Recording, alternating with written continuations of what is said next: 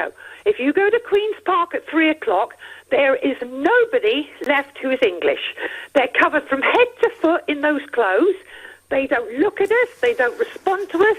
There's no way you mix with them. I live in London, and I am ashamed of what's happened. I do, Jerry, I do. You know, Corbyn talked earlier about our wonderful diversity, but you're talking about what you're seeing as being actually not diversity, but complete separation. And I do understand, Sherry, I do understand that a lot of people out there are very upset. I get it. I do understand it. Jamie on Twitter says, the special relationship will survive Donald Trump's tweets.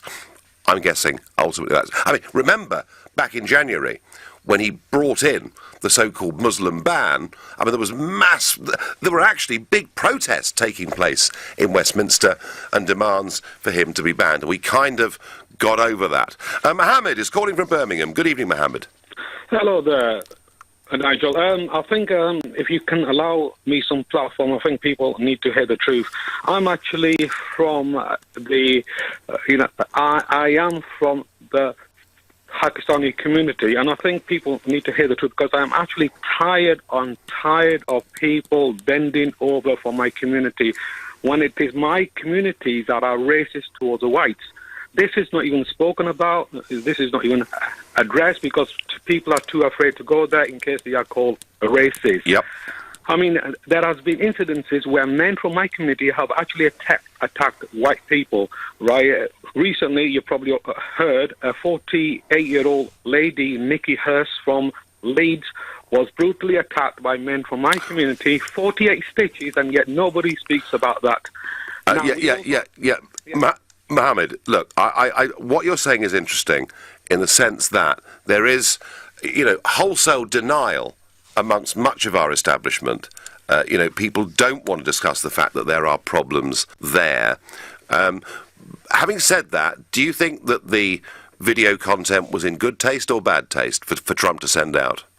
I think, there is an issue there, and Trump tried to address that issue by retweeting it. And I think we need to also ask ourselves, why do groups like Britain First exist in the first place? Because we got men from my community that have actually brought about this, right? Because of if anybody who actually heightens community tensions is men from my community. Why is it, right, thousands of people that leave Islam in this country are having to hide because of fear of attack? 3 of my friends were almost killed for leaving Islam. These issues need to be addressed. And Mr. Trump, I take my hat off to him. He is trying to highlight issues. Maybe it's not in the best way that he's done it, but he is correct in what he's trying to say. That's really interesting, Mohammed. And where I'm really in agreement with you is we are not having a proper debate about these issues in this country. We're in denial over it, and that, I think, is why things like Rotherham and mass abuse happened. And you're right. And a previous caller, Jerry, made the same point. There are a lot of people out there very angry and feel we're not having an open, honest discussion. Mohammed, fascinating phone call. Tahir from Hendon says...